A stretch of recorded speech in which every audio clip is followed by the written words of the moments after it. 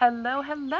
Happy Thrive Thursday, Success and Fulfillment Circle family. And I am so excited to be here with you on another Thursday.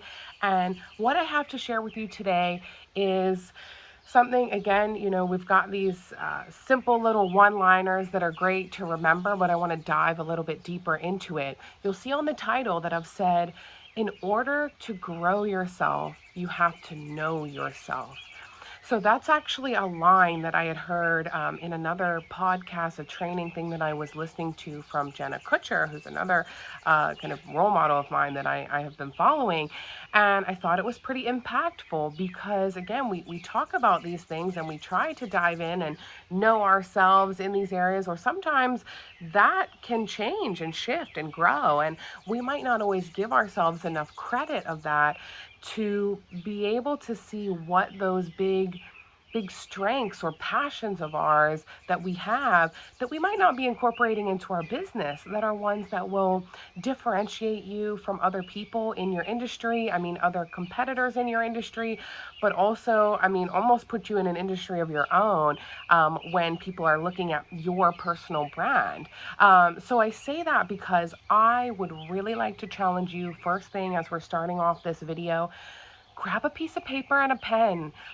Go ahead and start off with some action in this training, where I would like you to, like I said, take a second, grab that piece of paper and pen, write down three strengths that you have. And strengths can also mean things that you're passionate about, those things that light you up, right? So, when we're talking about strengths, it can be like, are you a parent and that's something that lights you up? Are you a big community service figure? Is it a strength of yours just in general that you're good with people and you like talking to people? Is it a strength of yours that you like to dance, maybe? Or is there a particular instrument that you play? Something like that, right? Um, because I want to encourage you to play off of these. Let's try to, once you've written down a couple of options for you, um, I mean, a couple of options, a couple of those strengths, we're going to try to incorporate that into your business in a way, like I say, that will differentiate you from the others. How can you play off of that and bring more people towards you that might be interested in those same kind of groups or those same kind of um, strengths and passions that you have? But likewise, on the flip side, so the second column that I want you to have, once you've put your three passions or strengths that you have, I'd like you to go ahead and put three things that are maybe challenges for you, or that might give you a bit of anxiety because it's something that is what you would consider maybe your weakness. But I say that because that just means that it's an opportunity to find more tools and resources that can help offset that balance, and so that you can thrive at your absolute best. So, what I think is important to really point out in that as well is what's really cool. All of our lists are going to be completely different. Your strengths, even if we're both great at talking to people and we really enjoy that, I might play the drums and you might enjoy playing a sport, and you play football, so that's your SOI, or your sphere of influence, like we say, or something else. Or like you say, you maybe you don't feel as like organized and consistent, but you've got all of the creative ideas, so maybe you're more of a creative personality. Or maybe you're more of the logistics personality and you really enjoy those spreadsheets and keeping things organized, right? So I point that out because all of our lists are going to look completely different, and that's an opportunity to find more of those tools and resources that are going to kind of fill those gaps, like from where you are and where you want to be. How do we fill that gap rather than stress you out unnecessarily or make you anxious about these weaknesses that you have? Play off of those strengths. And additionally, because of that, there are people that will be looking for your strengths. So remind yourself of that, the value that you have from having different strengths and passions from other people. That is what, in that, like, opportunities section, that other side that we have that's maybe not quite your skill sets, those are the ideas or the creative opportunities that others will have when they see you being more specific in your business. And there's, I mean, tons of ways that we can incorporate those things not only into your marketing material and into, that general marketing in that way, but also that helps, building those genuine connections and getting you in front of the right people. Because again, we talk about this a lot when we're talking about marketing and stuff. And I think you guys have heard me say this before in previous videos, but we're not just trying to market to absolutely everybody and get you out there to everybody. Yes, we're trying to get that reach as large as we can. We want that big umbrella so that those people that need to hear you are there and they can then have a look at your products and they know that your services are the one for them. But we've really got to niche it down to find those people that are going to work best with you. And then those people become your ambassadors for life. Those are the people that are, like we say, selling your services without you even thinking about it. Those are the free ambassadors. Literally, last week's video is just about that. These are the people that are raving about you because you were so specific in how you're able to help them, and that they knew that you were the right person for them. You're genuinely passionate about it and you're really gearing things towards the right people, right?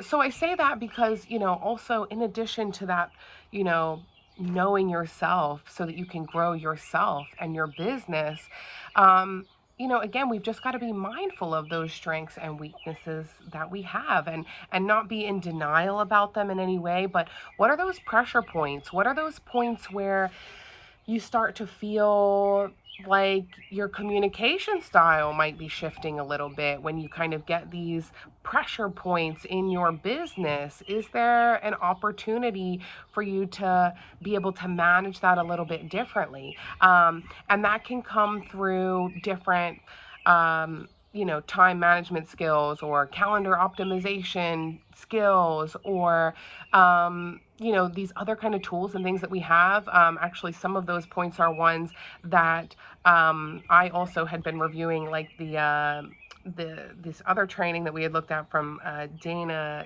Candana, sorry, apologies if I butchered that a little bit, on the 7-figure success secrets that she sent out to us in some in-man training.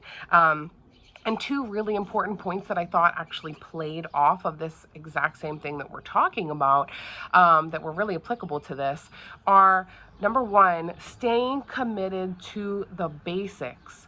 Again, this is something that I'm not trying to reinvent the wheel. We're talking about things that already light you up, your strengths and things like that. But also, we got to stay committed and consistent to the basics. And what are the best ways for you to do that? The basics being, as real estate agents, we're talking about those phone calls, those building and keeping those genuine relationships, and those customer relationship management systems and newsletters, and keeping people updated on the market. But it's the basics, right? It's really just getting those things in your calendar. How many phone calls are you making? How many lunches are you trying to arrange genuinely over this next month? And how are you achieving that goal? So stay committed to the basics. And also, like I was saying, the second point really had a lot to do with really honing in on your time management skills. Because if you're not optimizing your calendar, you're essentially wasting your own time and energy, and also the anxiety that comes with not having an organized calendar or list of things to do or priorities in that way. That's going to drain you in a whole different way, and that's going to take away from this creative source that we have, that we're trying to use. We're saying use those fun strengths and those passions. How can we use that in a creative way in our business? Well, you're never really going to give yourself the opportunity to even consider those options and to work on those next steps, or to find what tools and resources you need for those next steps. You're not going to do that if you haven't optimized your calendar. Or it's going to be, not that you completely won't do that, but it's going to be a lot more difficult. And you're also going to look at your overall life and schedule and think, well, I'm already so exhausted. How am I going to possibly do that? Well, maybe that means that we're not optimizing our calendar and where we're spending our time, or not even that. Sometimes you might reassess this and say, you are doing a great job with your time, and give yourself that peace of mind. Give yourself the gift of peace of mind by going through your calendars in that way, and really optimizing it. I mean, that really is the key. And like I said, then it's staying committed to the basics, and then just really knowing yourself so you can grow yourself and your business. And again, it comes through you guys being on trainings like this, and then reaching out for additional services if needed, whether that's me or other tools or resources. Just really knowing yourself and what's working for you, what's really helping serve your customers and clients at the end of the day. So, guys, I hope that was helpful for you, and I'm really, really interested to hear about what your particular strengths or weaknesses might be, and those opportunities that you see of really playing into those strengths specifically for your business. And then on the flip side, where are the opportunities to find the tools and resources, or to lean into those tools and resources more, so that you can, really bridge that gap between where you are right now and where you want to be. We want to close that gap. And really, the best way of doing that is digging down and being really, really brutally honest with ourselves sometimes, and really knowing yourself, because sometimes it's difficult for us to do that work. I mean, let's be honest, to really know yourself and be honest with yourself about not only the things that are your strengths, but the things that are not so much your strengths, or that not only stress you out, but might, like we say, cause you to communicate differently with your family, your friends, your colleagues. Like, how can you look at those things that are really sparking that in you, and really, like I say, just switch that up into a way that can have you thrive above and beyond. And that is where you'll take it to the next level. That's where we're going to close that gap, you guys. So I'm looking forward to continuing to help you guys again through some of these little training tips and videos. It's just those weekly reminders for you. These are the little things that are the big things, but I just want to keep reminding you of that and keep encouraging you. And I'm really looking forward to seeing any of the comments that you guys have about how, what you thought about this video, and what those strengths and opportunities are for you to continue to further optimize and get to know yourself, so that you can grow yourself, okay? And your business, obviously, but as a whole. So I'm looking forward to chatting with you guys more and hearing your feedback. All right. Have a great day. Chat soon. Bye.